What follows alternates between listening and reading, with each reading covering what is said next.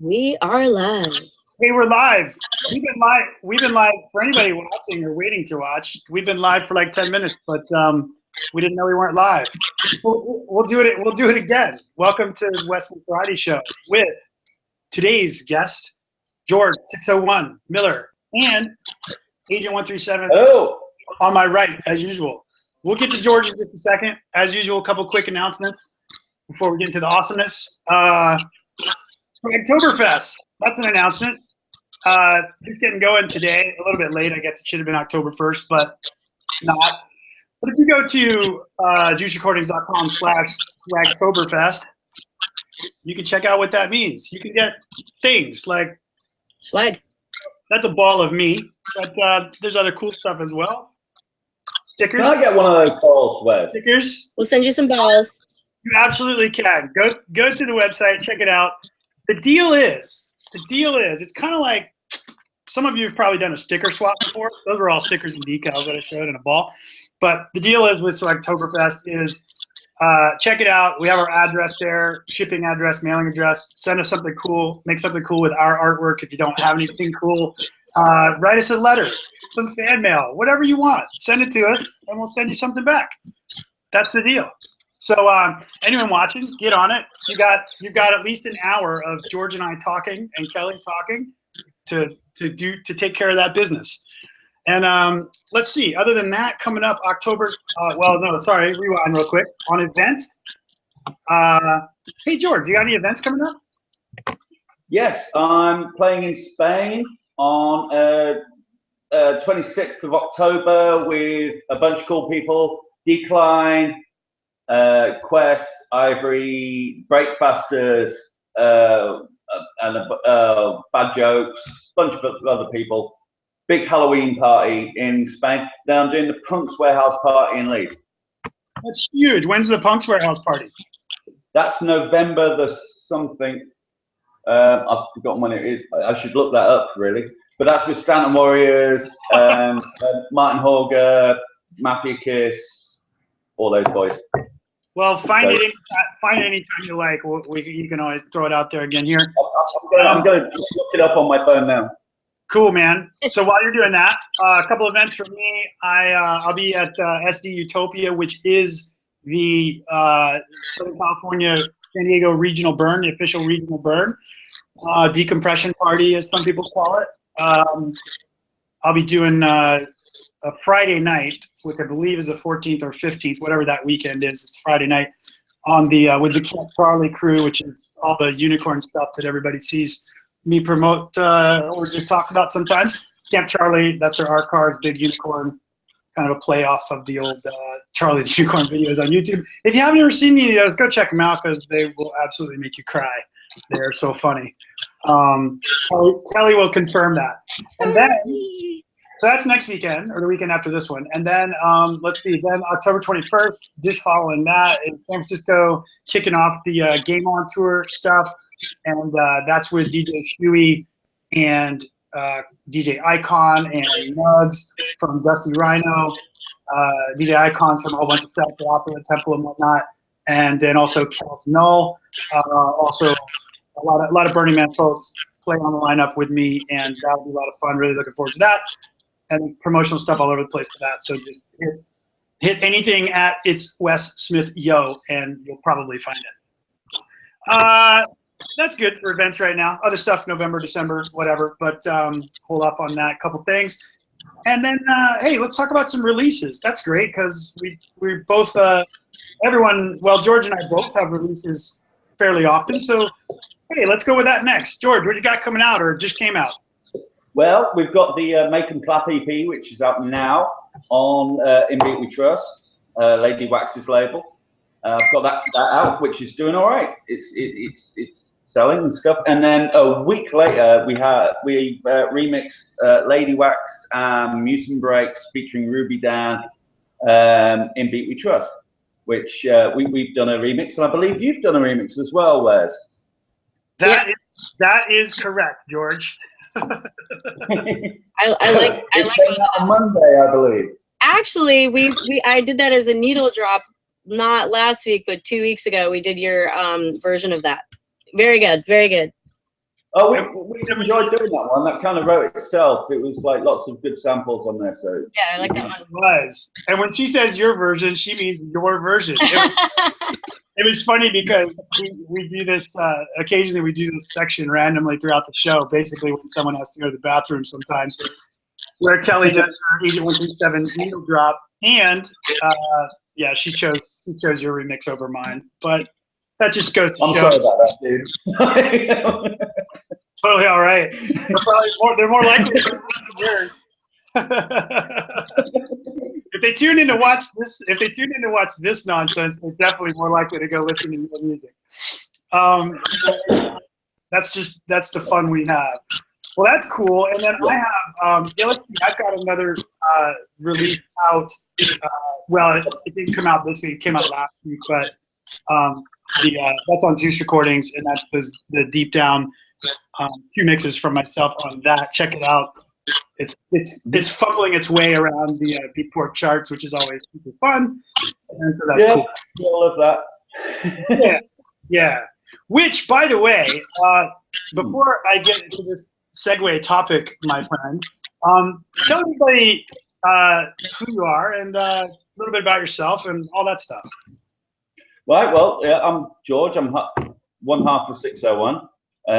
We've been together for about 22 years. We've been doing breaks for about 10 years. Done all right. We've been on Passenger, Slayers, Ape, and Punks in Beat We Trust. So we've been around, and we do okay. What does 601 stand for? Pretty awesome. Right. Like everyone asks me that. Yeah. Right.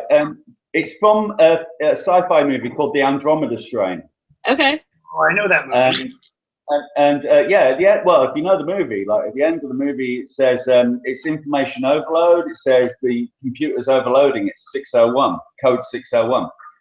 And that's where that comes from, because when we first started and we got our first samplers and keyboards and whatnot, we didn't know what was going on. So like it was like information overload. So then we called ourselves 601. Oh, perfect. Hey, since you mentioned synthesizer, what's the first piece of hardware, like studio hardware, you own?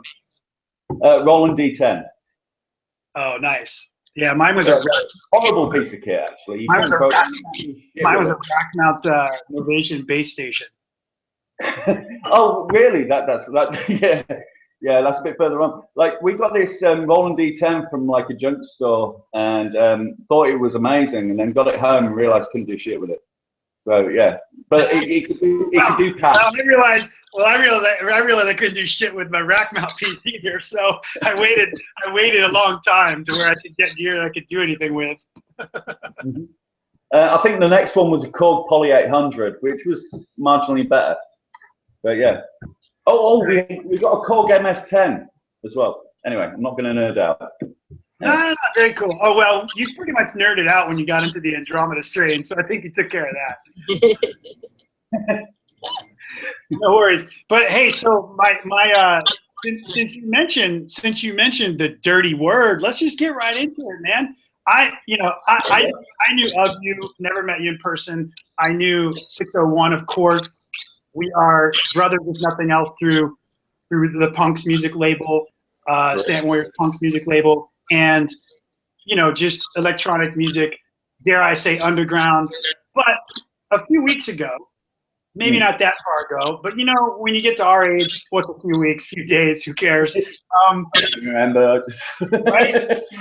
I was reading this fervent thread, I believe on the 601 page, or possibly just yourself, talking about breaks and genres and all those things. So that's what kind of like spurred my mind to think, hey, let's get George. And so I'm just going to start right there and have you share your thoughts on, that whole topic. The dirty word. Let's get to the dirty why word. maybe is a dirty word these days? Yeah. Yeah. Yeah, that kind of thing. Well, listen, I mean, I got into this sort of music for one reason, and that's because I really like the sound of breakbeats. Like, so when you first heard Straight Outta Compton, or when you first heard Inner City Life, or something like that, the sound of the breakbeat. And there's a lot of people who came up through breakbeat don't want to be associated with the term breakbeat, but I think it's a wonderful term. It's a wonderful scene. It's got a lot of grit, a lot of, you know, and if you're just doing a boom chak, you know, that doesn't really sum it up as well as like a shuffly, lovely breakbeat. So I don't think we should be ashamed to use the term breakbeat. I don't think we should be ashamed to use the term breaks, because I think it's a wonderful thing. And yeah, that's kind of what I was driving at. I think a lot of people are trying to disassociate themselves with the term, which is not right. I think there's still a lot of things to give with the scene. There you go. That's what I'm saying. Yeah, and I think there's you know, if you go out and get into any of these flame battles on the breaks genre or any other genre, I'm sure it's similar for any, you know, subgenre under the overall electronic umbrella. But I do think there's a I guess my one of my realizations recently was the difference between breakbeat, as you talked about, and how you got into it and like that feeling and flow and all that, and then breaks as this genre. And I think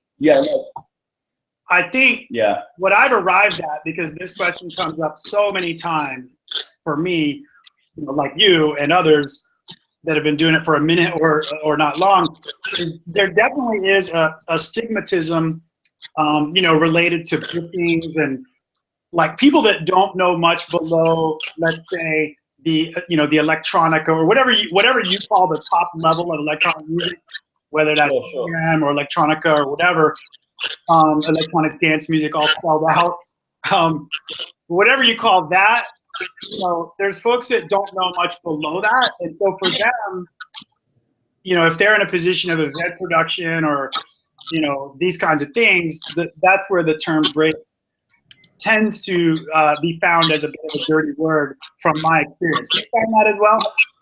I find that the thing that was damaging was when the scene became new school breaks, and then it got into like bootleg culture, which kind of diluted the scene a bit. There was a lot of stuff happened about 2005, 2006, where people were just doing bootlegs of pop songs and stuff like that, and it kind of killed off the genre a bit. I know a lot of people who like suffered with that, but now I'm saying, like, you know, the term breaks, it's become a dirty word because of all of that, but we need to reclaim it. We need to say that, you know, breakbeat isn't a dirty word, and doing proper breakbeat music isn't a dirty thing. Yeah, I got you. Well, and so it's interestingly, because there is there's different kinds of people in every kind of following. I will say this: there is a group of folks, you know, or you know, out there in the breaks community, as in beatport breaks, you know, that breaks genre, not just everything to do with breakbeat, but particularly that kind of beatport breaks style genre. You know, where if you make music like I do, that I'm fine with being in that category, but if you make anything outside of that category, you definitely run the risk of getting told that, you know, you're like alienating, like a scab or something. Yeah. So that doesn't make sense to me. Like, what, I don't understand why, if you make breaks like I do, and then I've also made more than 10 glitch hop tracks, which have done great things for me musically, and those are not breaks. They're great beats, but they are not breaks. Yeah. So it's kind of like, you know, is that cool to get mad at somebody because artistically they make a different kind of music? Never cool. Yeah. Never cool. No. Seriously, a producer should be like free to do whatever they wish. Always. I mean, we've made house records. You know, we've done a few house records. We did a house remix, did quite well. But you know, it's like you're not tied to one scene. No, not at all. Yeah, so that's cool. Yeah, and I didn't think you were that way, but I thought it would be awesome to just get perspective of someone that's been in the business a long time, and I think I would totally agree with that. And One thing I would say is we tried to do a drum and bass record recently, and that is really hard. Really hard. It's hard to produce. It's also hard to get any sort of respect from that, because in a way, drum and bass has it also has some constituency that is like maybe the minority in the breaks culture, which is highly defensive of the genre.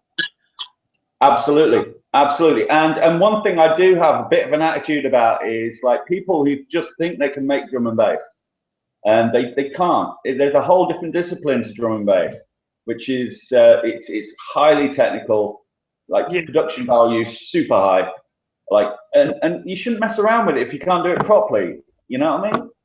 Yeah, so fair point. But I mean, so that kind of goes with any genre. Like there should be a certain level of quality, you know, both in songwriting and in technical engineering, right? Before you're really out there, you know, I guess hitching your wagon to one or more genres, right? So I totally concur with you on that. My attitude is, if I can't be noisier, I'm not going to try. Well, I do think it's a really I don't mind grinding the topic a bit, because I mostly, when I get into it, the younger folks tend to have sort of less battle scars. There's a discussion over the years, and like you, I would never dissuade someone from making any kind of music, nor would I dissuade them if they want to be hardcore one genre. That's fine. If they want to be multiple, that's fine. I much more stress the songwriting, the technical proficiency, and hopefully getting to try out the tracks. It's funny you should mention songwriting, actually, because like I always approach what I do like songwriting. I don't know if it's because I used to be in punk bands, that sort of stuff. I've always come up through that kind of music, and I always approach it like songwriting, which isn't like sort of the way a lot of people approach it. I always think verse, chorus, and that kind of thing, you know. Like, how do you approach writing a tune? Well, just like that. I mean, it's for me. It kind of combines because we're using a lot of samples or sampling some hardware instruments. It's really, for me, it's thinking kind of what genre, like, that's not electronic music, do I want to influence the song that I'm going to do? So, for example, I'll at least put myself into, is this going to have a raga vibe to it, or do I want this to have more of a floating female vocal vibe to it, or am I going to kind of like b-boy it out, turntablist it out type feel? So I do think about that first, like before I even think about electronic music, and then I'll both gather sounds and then also think about the structure of the song in ways that probably go along with, that outside of electronic music influence. That's kind of my approach. But then it's pretty traditional, chorus, verse, bridge, that type of stuff. You see, my approach is I write like 80% of the track before I even got to the studio in my head. I know what I'm going to write before I even get there, and I think that's a good way to, I'll be humming a melody or like humming a bass line or something like that before I even get to the studio. So once we're there and we get the plugs right and we get the samples right, me and Nat can sit down and I'll say, like, we need this break, we need this synth. That's kind of how I write. Yeah, I mean, that's cool. I mean, it's pretty close. It's pretty close. I mean, there's some. I know a lot of people that just jump right into the like the arrangement timeline, dragging samples in. I don't. Oh man, I don't. You can have entire nights wasted in the studio when you're just looking for the sample that makes a tune happen. Yeah, of course. So you go, samples just go, no, and that's counterproductive. I think it's really good for a producer to have an idea of what they want to write before they even get to the studio. Yeah, I agree. I probably don't do as much as you, but in terms of before I open the DAW, but that's definitely my approach as well.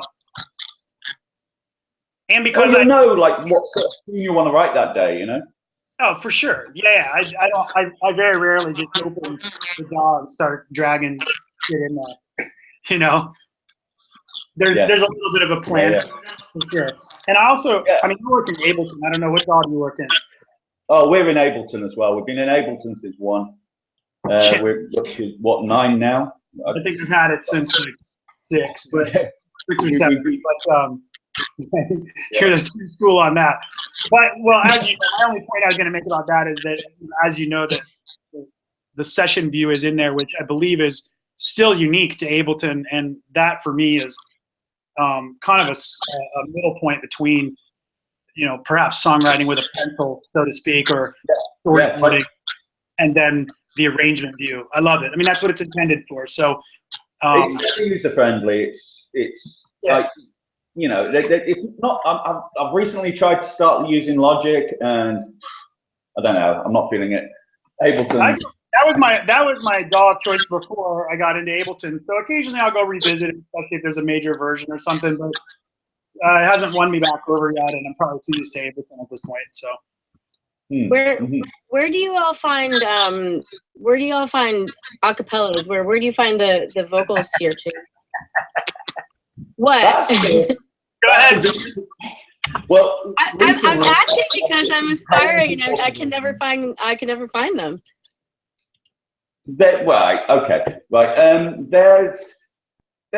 a website, acapellasforyou.co.uk, I believe. Okay. I think good if you want to sample R&B records, but recently I've been working with actual, you know, vocalists. Okay. Yeah. I would say over to you. No, same. I mean, I've done most of the remixes, of course, have vocals with rhythm, so that's no big deal. I've done some work with vocalists that's original. Probably the most with Goldilocks, that whole 4-track EP. That was a lot of fun. Yeah, that was a lot of fun. But when you talk outside of someone you know that actually did the vocals or being provided the vocals from somebody, you know, finding samples more or less. You know, I license everything. At least I license it from someone who says it's licensed. I'm not always sure that it is, but you know, you can only do so much.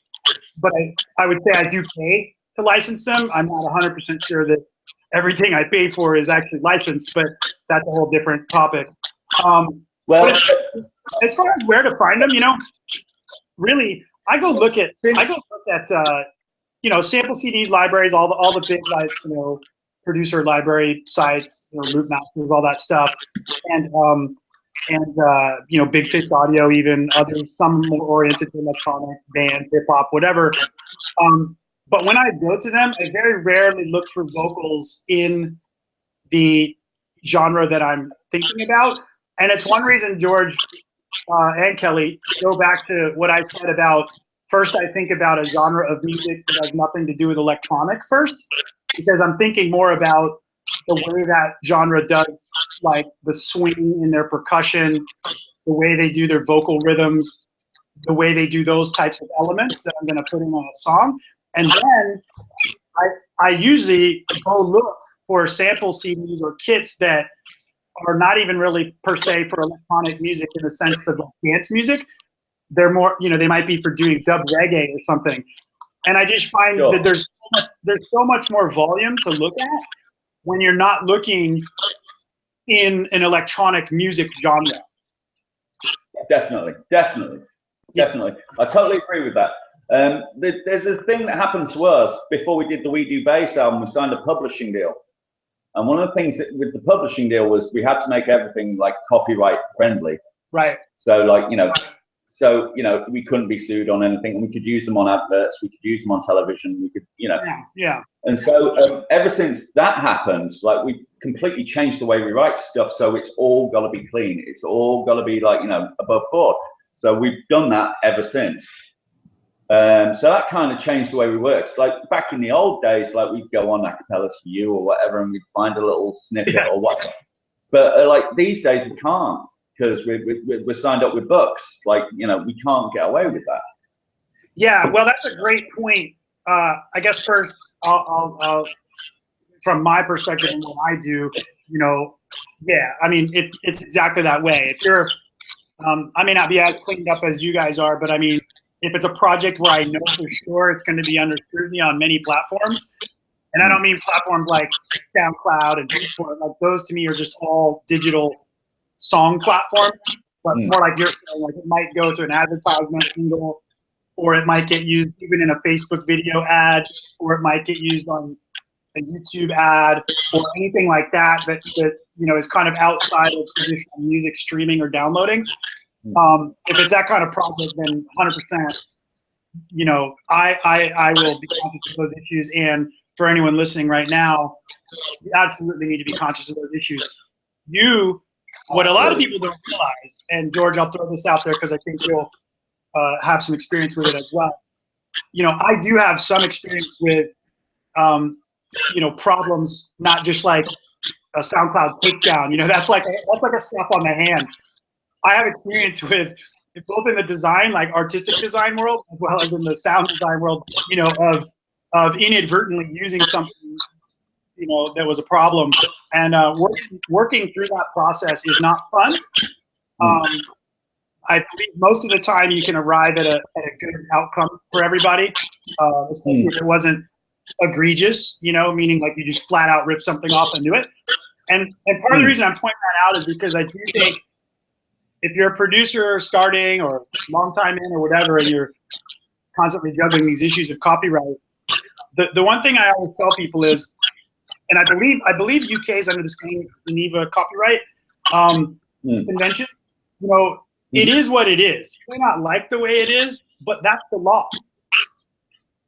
Okay. Yeah. Is this relating to? No, hang on. Wes, is this relating to a case that I have at the moment? No, not at all. I'm just no. Sometimes I get lucky. I do have a case that comes under this thing. No, it's not at all. But I do think, I think because there is some seriousness to the issue of copyright, I do believe that was just total happenstance. You have this experience. That's just coincidence then, because there is. But I do believe it kind of gets. I see a lot of people sweep it under the carpet, like F that, that's bullshit. Well, no, it's not. Whether you live in the UK or you live in the US or Canada or wherever, at some point you or your congressman, had the right to vote on how these things get handled, and that's the set of rules we have. We have to deal with that. It's just very ironic you talk about this right now, because I can't talk about it. I'd like to talk about it, but I can't talk about it. There's a record coming out that samples a 601 record, right? Yeah. So, yeah. I can't really talk about it. Well, yeah. So that's enough on that, but it actually supports what I was trying to say in not so many words was the fact that George can't really talk about it, or you can't really talk about it, is a perfect example of where I'm saying is that, it is a serious thing out there to understand. And I think it's worth any producer's time or salt to get some education on the copyright that we do have to deal with, whether you like it or not. And a wonderful thing that we did, which a lot of people don't do, is we got a publishing deal. And the publishing house that we're with, they've got a legal team, and they help us out, and they, tell us what's what, because I don't know law really. Right. I'm just a producer. I'm a bit crap on that sort of stuff. So we've got a publishing deal, so someone else can do that crap for us. It's like most musicians aren't great businessmen. They're not great lawmen either, and so they'll just put stuff out there and not really know where they stand on things. Or accountants. Well, accountants. Oh yeah, we're all shit with money. Like really shit with money. That is an important thing. Well, that's an important point. Is if you're not, if you have no interest in reading that kind of stuff, then or feel like you're okay to look at it, but don't get much out of it. Don't connect the dots. Like George said, publishing agencies, there's different kinds of people that serve not just the music business, businesses in general that can help, look for those and help you learn about those things in the way that they might affect you. And I just think it's important. It's important to have some understanding, because I will say this, like for me, when I see somebody out complaining about their bootleg of Ariana Grande being taken off of SoundCloud, I Yeah, know right. I know absolutely that producer does not understand and couldn't possibly have had interaction with the business side of this issue, because you would Exactly. take it down, move on, because you know you're wrong. So Yeah, exactly. according to the law, right? So then there's some fuzzier instances, you know, where it's something more obscure or this or that, and a ton of variations of it. That was like a grand example, no pun intended, of that issue. But if I've explained once, it's been 100 times that this is not SoundCloud's fault. They do not hate you, but they have to comply with the law. So. Well, you see, 601, we've done 2 bootlegs, like 2 proper bootlegs. We've done a bunch of re-edits, but that's, you know, yeah, re-edits, we just give that shit away.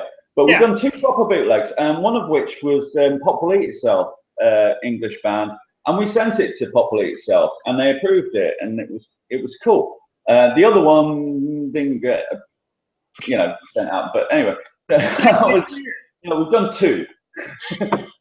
Yeah, there was an issue. Well, there you go. There you go. Well, yeah. So point is, we've probably got another 10 stories on this topic, but it's very important. Everyone does it, like, you know, whatever.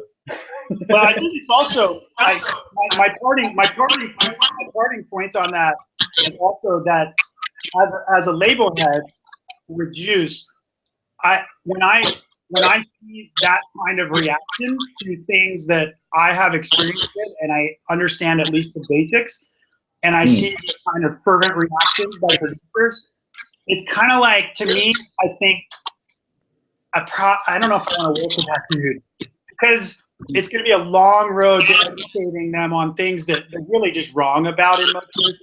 So, you know, just take a calm approach to it. That's all I'm saying. It'll just... Everyone will be better off if you take a calm approach to the copyright issue. Okay.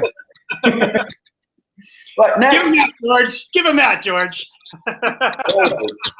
There we go. Two fingers up.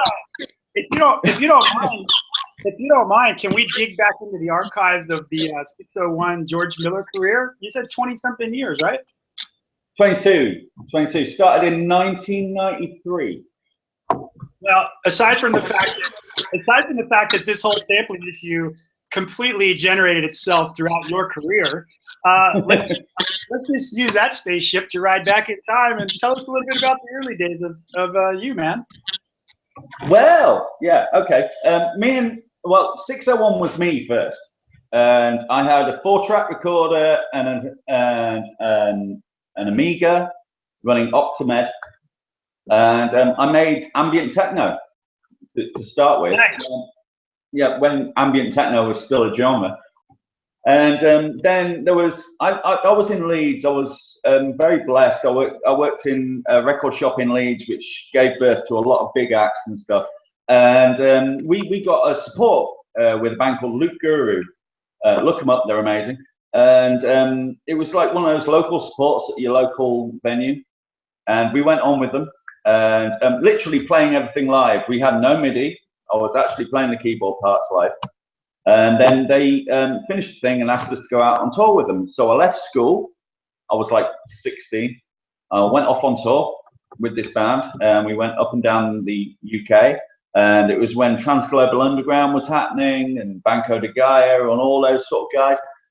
And so we got in on that scene, and we did our first album in 1995. Which was an album called Motion Our Chaos, came out on Totem International.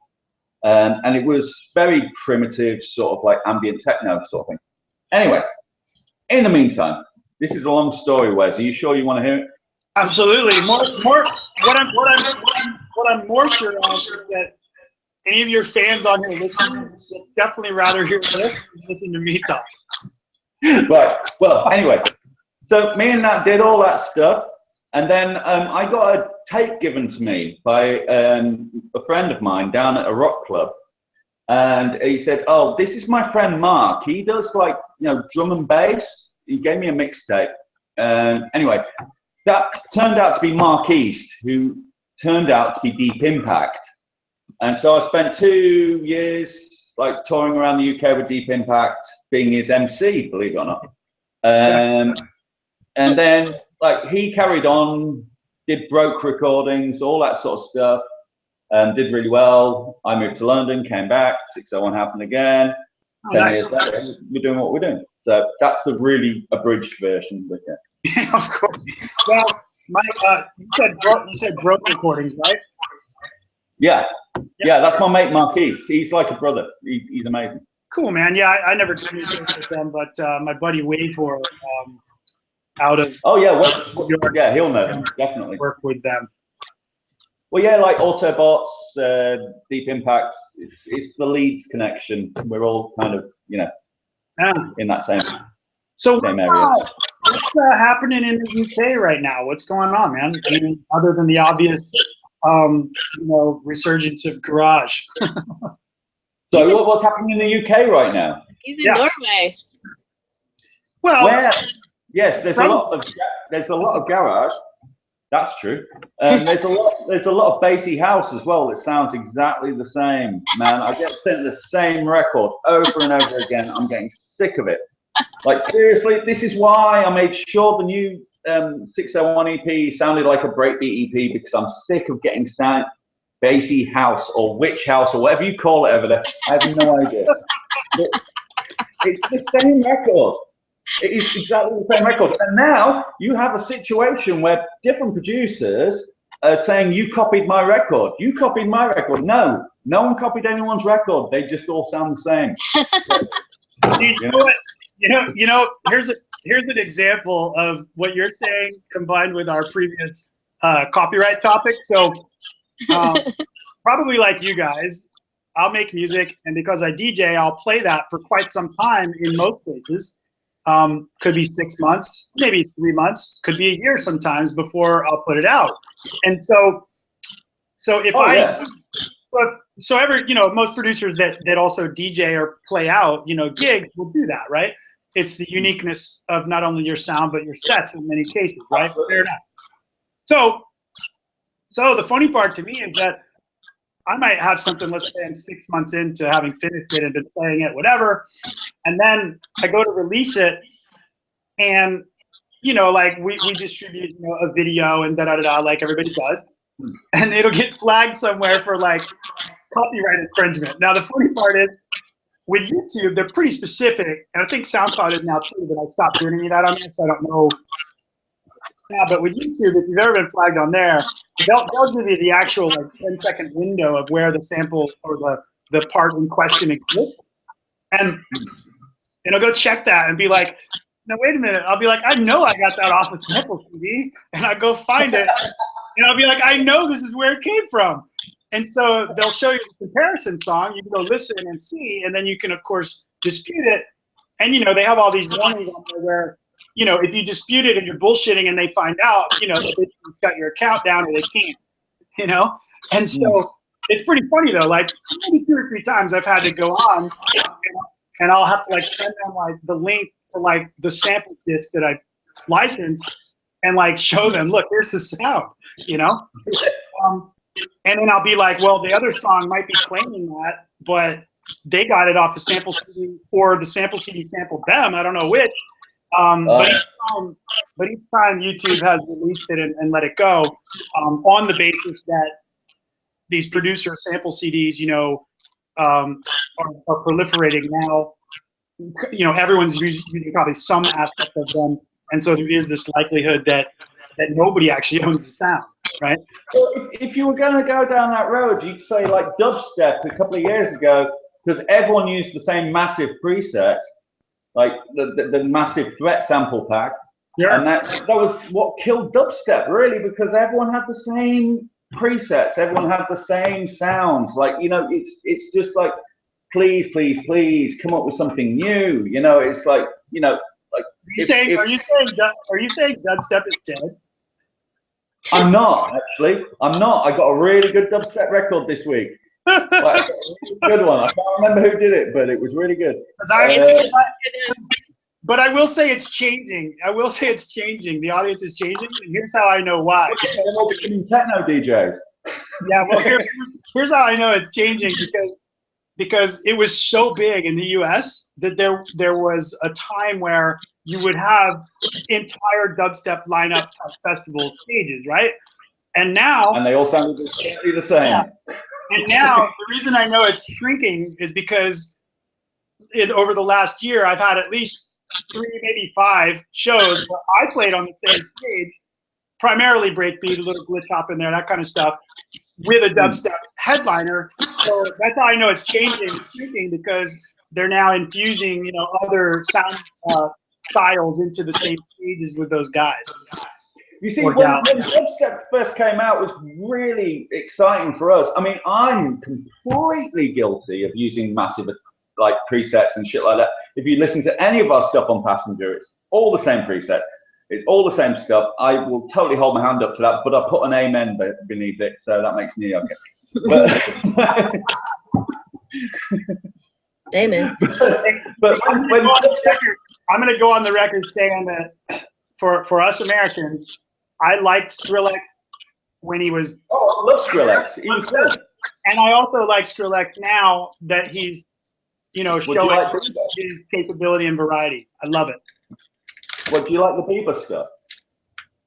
As pop, for me to play, no. As pop songs, I totally appreciate it as a producer. Yeah. I had a conversation with someone about this. I said it's perfect pop songs. It's well produced. It's and the Jack Hughes stuff as well. I don't listen to it myself, but as a producer, you got to listen to it. It's well crafted, you know. You don't get a phone call. Let me put it this way: you don't get a phone call from management or however it came about, and entertain a project with Justin Bieber and think that it's somehow not going to be a fucking pop song. Oh, absolutely. No. Well, I heard a thing this week. Apparently, Sigma is working with Take That. Apparently, Yeah, so who'd have thought that? Not the first time. It certainly happened on a large scale with that collab and Diplo and Jackie and all that jazz. So, absolutely. Cool, it's pop EDM. It's cool. And also, we used to have a manager a long time ago, a guy called Steve Hawking, no relation to Steve Hawkins. And he once told us, like sit down, listen to a pop record, and actually think, could you write that?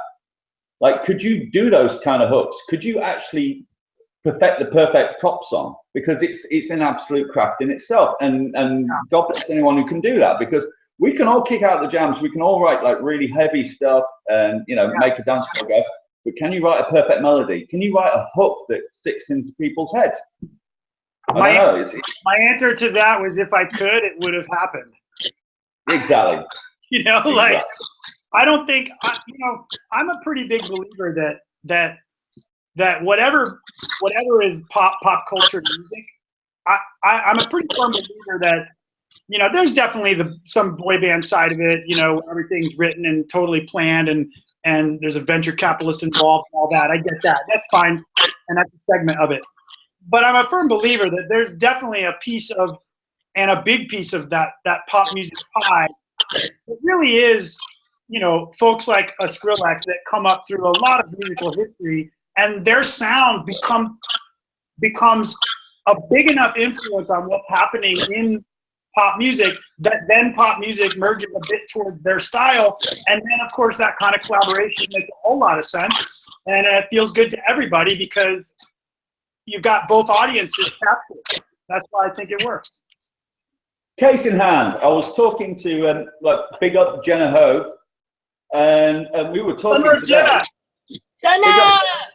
We were discussing today "Don't Stop Believing" by Journey. Now, have you ever known a pop hook that infectious that the second someone mentions it, it's stuck in your head all day?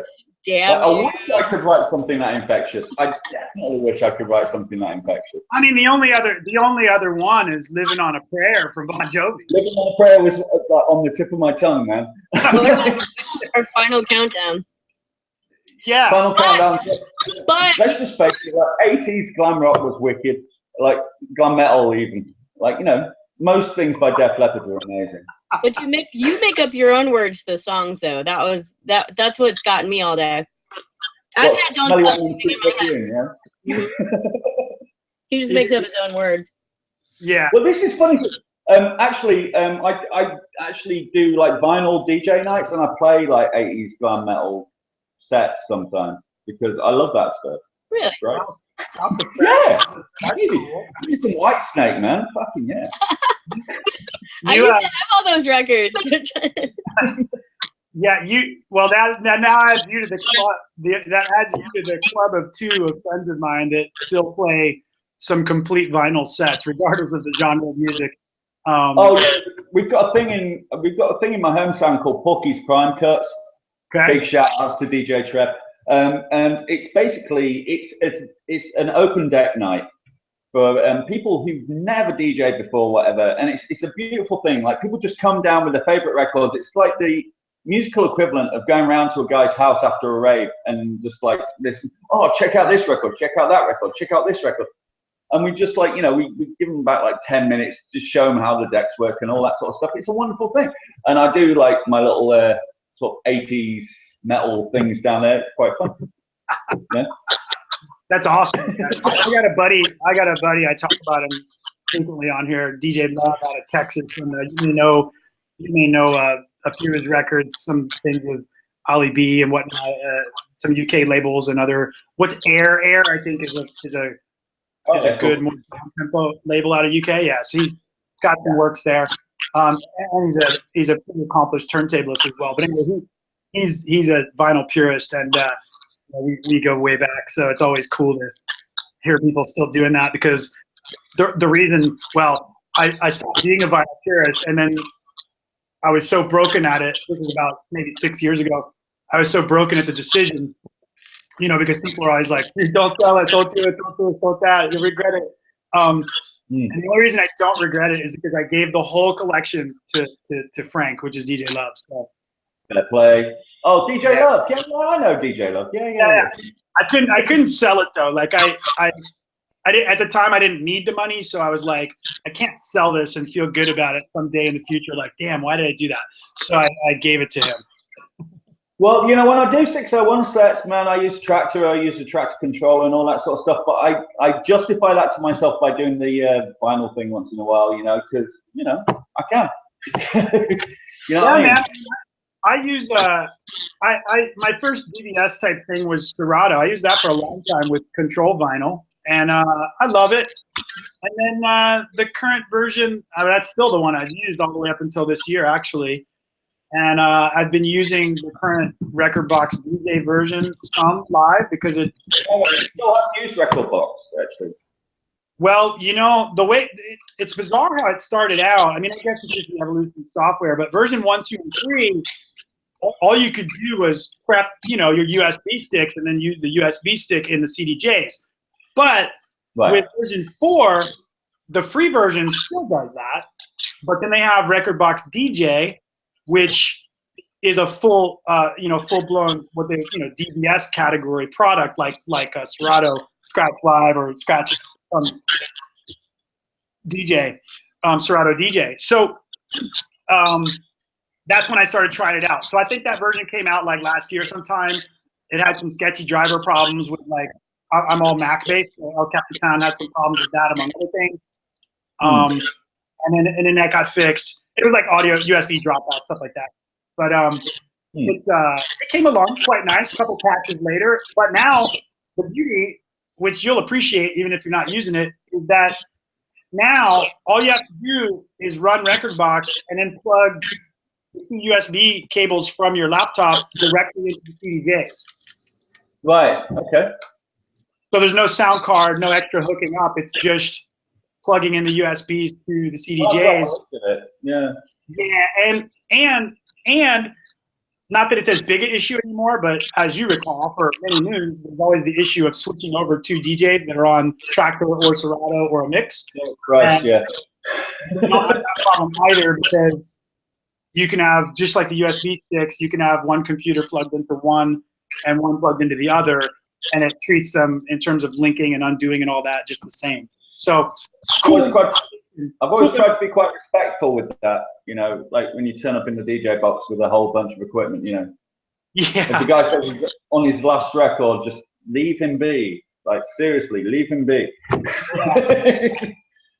Well, that's a really good point you made, because, you know, that's one of the reasons I really, when I read about and was following the evolution of record box DJ, that was actually one of the motivators for me, because I like to be confident that without bothering the guy that's going out, that I can simply plug in what I need to within the 2 or so minutes he leaves me, and I'm okay. And that's a tough challenge, dude, with a Serato box or a Doctor box or any of the other. Yeah, I have to come along with a tractor controller that's like, you know, this big, and say, like, can we put the lid on your right deck and then stick that on there, and, you know, so, you know, you have to be respectful, I suppose. I wish a few MCs could understand that, but anyway. Oh, please, do share. I've got some good MC pals. In fact, one MC Rick has been on the air recently. I'm sure we've got the same MC stories. Like, seriously, How do you the feel guy about for everything. Like, oh no, the worst one is my friend MCs. I hate that one. Hey, mate, my friend, the MCs, he's really good. No, just go away. I just turn them off. So, dude, which on the scale, which is worse, the friend MC or the drunk requester? Right. I've got some good stories with this one. The requests I find funny. I was once playing a live set. This was when 601 used to play live, and someone came up and asked me for Red Red Wine by UB40. That was in Bristol, UK. And got really fucked off with me because I didn't have it, but I was actually playing live. I was literally playing a keyboard at the time. And then in London, we got asked for Elton John. While I was like playing a pretty breakneck sort of like junglist set, someone asked for Elton John. As it happened, we actually had a bootleg of Rocket Queen. A Rocket Man, not Rocket Queen. That's Guns N' Roses. Rocket Man. We had a bootleg of it, and we actually managed to play it, and the girl didn't appreciate it at all. Anyway, that's the story. What's the worst request you've ever had? I'm sorry, go ahead. What's the worst request you've ever had? Well, I have to preface that with a little bit. I had a couple residencies when I lived in New York. I had a couple residencies there where all I played was hip hop and I guess what would be called open format these days. Yeah, I did it for a few years. It was really good money, and interestingly, it taught me a ton about. I've gotten into the details of this before on here, but it taught me a ton about being considerate of a lot of people's emotions and opinions throughout a 6-hour night. That's why I don't do that kind of DJing. I've got friends who do that kind of DJing, and I don't know how they manage. I honestly don't. Yeah, I will definitely say that the reason you can't do it is the reason that ultimately I would say I got burned out. But and the music too. There's a lot of repetition there, but hey, you can have a lot of repetition in bass house too if you got DJs that don't want to play anything else but the hits. So that's a symptom that can be anywhere. But I will say the request thing is, for me anyway, in my experience, has been fairly isolated to more of that open format crowd. And I didn't have any choice at that time other than to sort of be cool with it. And if I didn't have it, just try to explain, that kind of thing. So I'm okay with it. But so there really isn't a worst request for me because I'm pretty sure I've had them all. See, my friend who DJs in Manchester, he gets Rihanna requests all the time. And his answer is standard. It's on next. That's what you say. It's on next. The USB sticks have actually been great for that, because now I can be like, oh, you know what? Well, I'll be like, well, I was hired really to play a certain sound, and so that's what I'm doing. And I only have the USB sticks, and they don't have that on it, because they'll be like, someone will be like, dude, there's no way you don't have Little John. It's funny you should mention that. If you have a laptop, it's really hard to get out of the fact that you have it, but you just won't play it. you know? It's funny you should say that. Like the scariest moment I ever had DJing, I was playing in Sheffield in the UK at this club. It was kind of a scary club. To give you an impression of how scary it was, the doorman got stabbed the week after we played there. Anyway, so anyway, we're playing away. We're playing we're playing a breaks night, and we're playing breaks. And this guy comes up to me. He goes he was asking for, you got any R&B? I was just like, well, no, I don't play R&B. Like I play breaks. So you heard what I'm playing? Playing breaks. And he was like, right, you and me outside. I'm just like, what? You want to fight me because I don't have any R&B? I can't give you what I don't have. I don't have it with me. Like, I'm sorry. Like, you know, sorry that's offended. It's just like outside. I'm just like security. Like, you know? So yes, that was kind of scary. He might have been the guy that came back a week later and stabbed the bouncer. Who knows? I mean, you handle it cool. I think like it's funny because like sometimes my closer friends will be like, so you know, like I try to be really diplomatic about things, but with something like that, and I probably do, but with something like that, to me, it's like get out of this situation as quickly as possible is what's on my mind. I don't want to be in an argument about this, you know? Yeah, I was rapidly looking through my collection to see if I had anything that was remotely R&B, but I didn't. I will say one really cool thing about my experience in New York in related to this topic was that because open format, at least at the time, you know, this was like 10 years ago. So at that time, it was, you know, at least in New York, you had a lot of leeway with underground hip hop and things that I would say were emerging. Like you knew they were gonna hit the radio, but because a lot of it came from there, things would circulate before they were really everywhere. So you did get, that was one advantage, and the other was that the people that went out had a pretty deep history of East Coast, West Coast hip hop, all that kind of stuff. So you could really play stuff that was not current top 40, but might have been from 10 to 12 or 15 years ago. And in some cases fairly obscure, and they would know it. Like, and that was a lot of fun.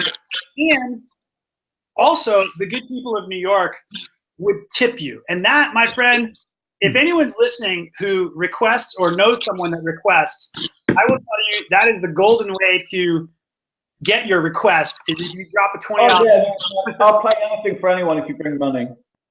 Like, yeah. Seriously. I'll break my set in half. Consideration that DJ is going, yeah, whatever consideration that DJ is going to make will be made better if there's a $20 bill in his face. That's all I'm saying. Absolutely. Put that on the record. I will be playing a breakneck like jungle set, but if you want something played, you give me 20 quid, I'll play it for you. So the best tip I have for you, aside from the craziest request, because it's been so many, but during that time, and then not so bad when I do my stuff, you know, nowadays, my West Smith electronic, juicy, you know, breaks, EDM, good top stuff. I don't get very many requests these days.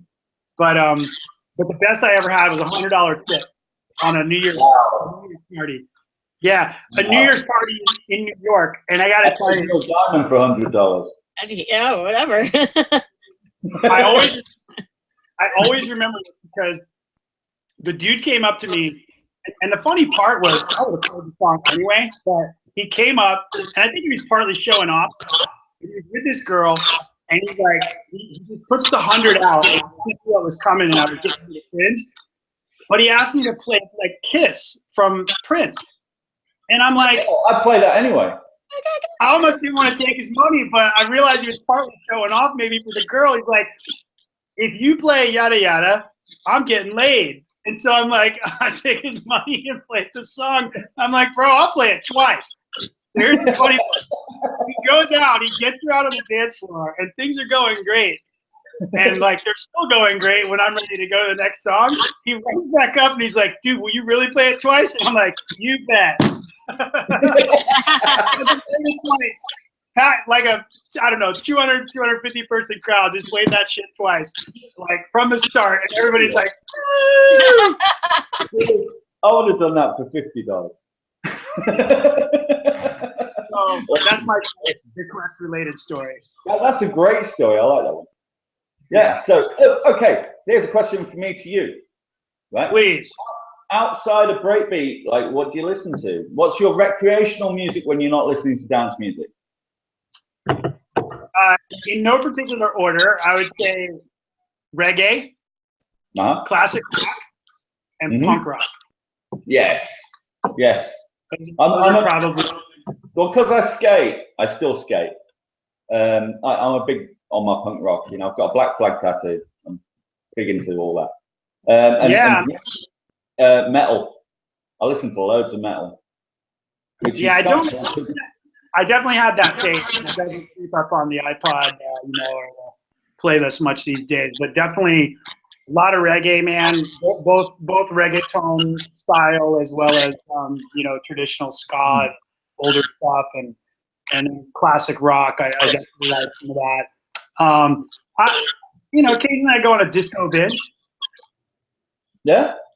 But that disco. If that's not evident from listening to my music. No, I hear that. Yeah. There may be no less than 100 disco stabs in my catalog.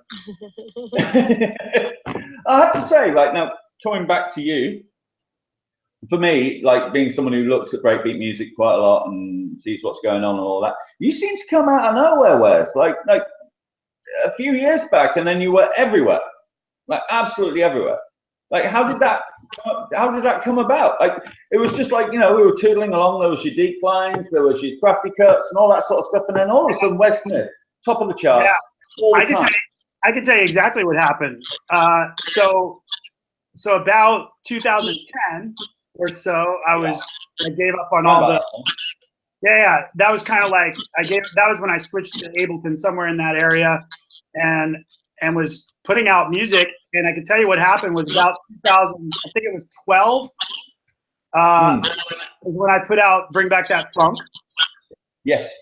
And the Crystal Method just fell in love with that song. And they're the biggest thing we have in America that is truly electronic. And in my opinion, stands the divide between old school, new school, and has really done both for 20 years. Those guys keep their ear on the underground, They played that song. I kid you not, George. They played that song for like all year long at their gig. I mean, obviously I wasn't on tour with them, and I think I filmed it 5 times with them opening sets with it. So there was that, and in the same year, like I met them in person, and they were doing a show. I think they're still doing it. They've been doing community service, their mix show, for a very long time. Yeah, I've been on that a couple of times. It started as an LA radio show, but then it got picked up by Sirius, Electric Area. So of course I, was setting the music, and literally every week, I mean, go back and look at their playlists from 2014, I think, or 13. And there's something almost every week. So I believe that's where it's from, without a doubt. Oh, that's awesome. Yeah.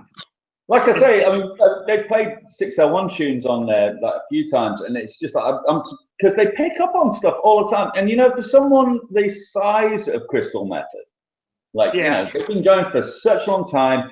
Arguably they're up there with the Prodigies and Hybrids and stuff like that.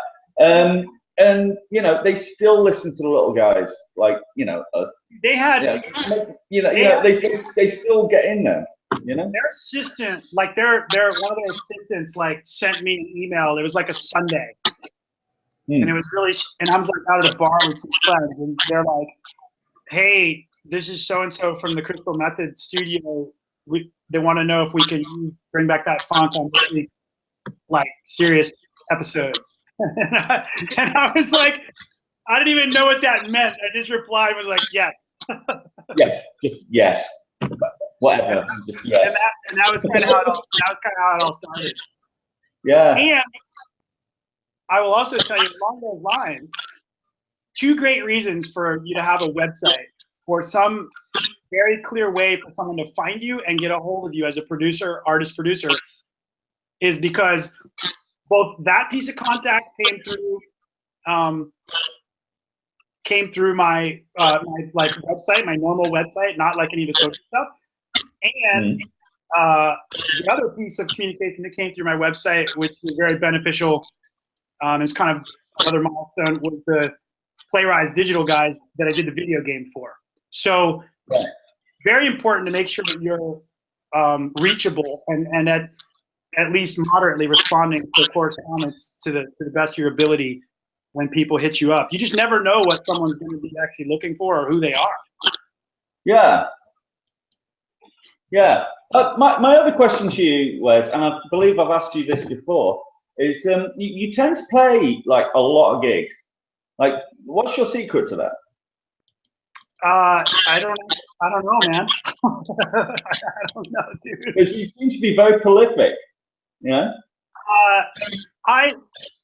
Yeah, I mean, last year I would say I played a lot more frequently. I played a really wide range of gigs, you know, from this, you know, the super low or no paying shows up to what, you know, the high end of the scale for me. Sure. And you know, I don't know that kind of fervent touring is for me. So this year it's still been quite a few. I would say there are different types of gigs. Some repeat for people where we had really good bigger shows, stuff like that. That's kind of what I'm focused on right now. But part of that is also because I needed to spend more time back here in San Diego and in the studio and stuff like that. Sure. I don't know, but I can write when I travel, but I find it very hard to really concentrate when I travel. So definitely some more time here is part of totally. Nat and I tend to do it in phases. Like we'll say like we're on the road for these months, and then we're going to do studio for these months. You know, we kind of sort of split it up. So we have like songwriting months, and then we have like, you know, gigging months. But we're both like parents as well, so you've got to sort of like, you know, juggle it all. I mean, I've got dogs, but no children, no humans. But I've got 2 dogs. Like that's almost the same. Yeah. But I mean, that's I think one of the things I was going to add to this whole last 5 minutes of discussion, a couple questions you asked me, was that what I learned over the last 5 years was that there's a lot of really good, talented people out there, whatever kind of art they're creating. In our case, music, maybe even down and within breakbeat or breaks. There's a lot of talent out there, and you know, the internet is swimming with it, and I think that's evident to everybody. So what I learned was, you can be content with that, and I was fine. I was doing my thing, and it was cool. And then some people found me that created, you know, what I call like a milestone or some pivot point where without really your plan or intention, you just get shot up to wherever the next spot was. And that's kind of what I don't think you in my mind, those are kind of magical segues. I don't think you can really plan those. No. Maybe a manager can do something. I don't know. Maybe like a manager can help you do that. Probably. I don't know. You see, for us, it was like Jay Cunning and Terry Hooligan who picked up on us in the early days. Okay. Who really, like, Jay put me on, you know, Kiss 100 like really early on. When I probably shouldn't have been on there, you know. I mean, I wasn't quite good enough yet. Yeah. But, you know, they saw something and they went with it, and I'm forever indebted to those guys. That's when, you know, someone just like picks up on something and they just fucking go for it, and it's great. It's a wonderful thing when it happens. Yeah, I mean, you don't question it, and you certainly, or if you do, you certainly learn not to question it, right? It's like you don't know why, right? Like I think everybody has those kinds of self-doubts or whatever. It's like, wait a minute, like why, whatever. You wouldn't be a proper artist if you didn't, you know. Yeah, you know. But I also, you know, and I took a little bit of that from watching other historical things. You know, like when Skrillex got a Grammy. That wasn't my first. That actually wasn't my first brush with like kind of watching someone who I looked up to immediately winning a Grammy. I go back a ways as well. When I lived in Washington D.C., I was friends with one of the guys, Ali, who was half of Deep Dish. So you're familiar with Deep Dish? Yes. The house, right? So they were the first electronic music people that I ever knew in person that won a Grammy. So Yeah. I'm pretty sure that Grammy was like for a remix of Flashdance, or that was the name of the song, or something like that. But They did so many things, man. yeah, but Yeah. that certainly put them in the Grammy category, right? The Grammy winner category. And I remember them just being so humble, those guys, and being almost like, "What happened?" Yeah. You know. Do So you find, sorry. yeah. Sorry to interrupt. Do you find that the bigger people get, the more humble they are? Because I've got to say, of all like your big name breaks guys, I've not found an arsehole among them. Like they're all like, you know, humble as hell. I would agree. I would agree in that the biggest people I've ever met personally in music have all been humble. Yeah, exactly. Yeah. It's Yeah. almost like, you know, when you've got nothing to prove, you don't need to shoot your mouth off, you know? Just, Yeah. And I think within that group, I think there's a category, and I don't have a long list other than the Crystal Method guys, but I think there's certainly a group of them that are really just like they're almost like philanthropic, you know, Yes. like we like that guy, let's help him out. Yeah, totally. We don't run a label. We don't run a management agency. We don't run a tour company. Let's just help that dude out because we like him and his music. I'll tell you, I've got a story, right? We played Glastonbury a couple of years back. Big stage, biggest stage we've ever played, actually, like a few thousand people and whatnot. And we had to follow the Plump DJs. And I remember I said to Andy, I was just like, oh, Jesus, man, I'm nervous. Yeah, because like we've got to follow the Plump DJs. And they'd rocked it, man. They'd like slayed it. And he was just like, don't worry, we're all the same. And I was like, wow, what a cool thing to say, you know what I mean? And it was just like, you know, he was just like, we all do the same thing, man, just fucking chill. And it was one of the coolest things, you know, because that comes from the bloody Plump DJs, you know, world-slaying Plump DJs, you know what I mean? It was just ridiculous. Hey, man, I got to tell you, even recently, I did I'll say co-headline, but I was down the ranks, you know. I was co-headline in the sense of the size of my name on the flyer, but with Crafty Cuts, and clearly I looked up to him, and it was so funny because he killed it right before me, and you know, and a lot of the people, you know, were definitely at that stage at that time, were definitely there to see him, no doubt about it. So I played right after him, and my start was a little rocky, not in terms of my own music or talent, but just being different than his.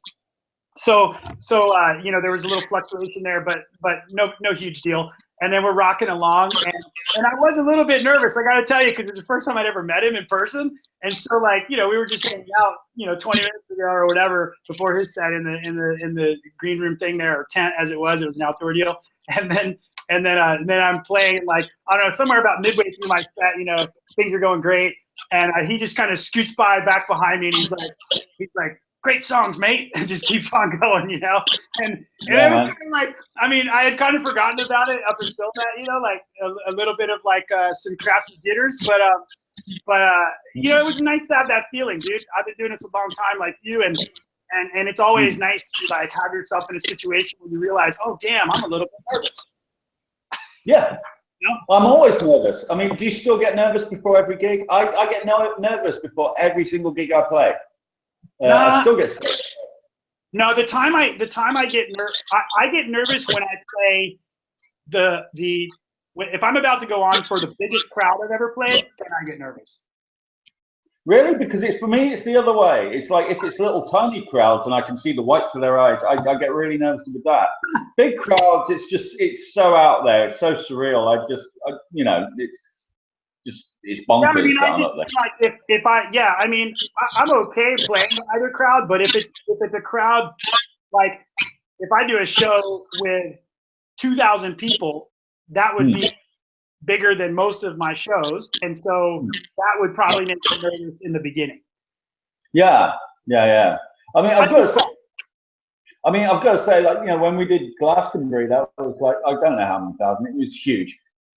And it was like the idea just popped into my head just before I went on.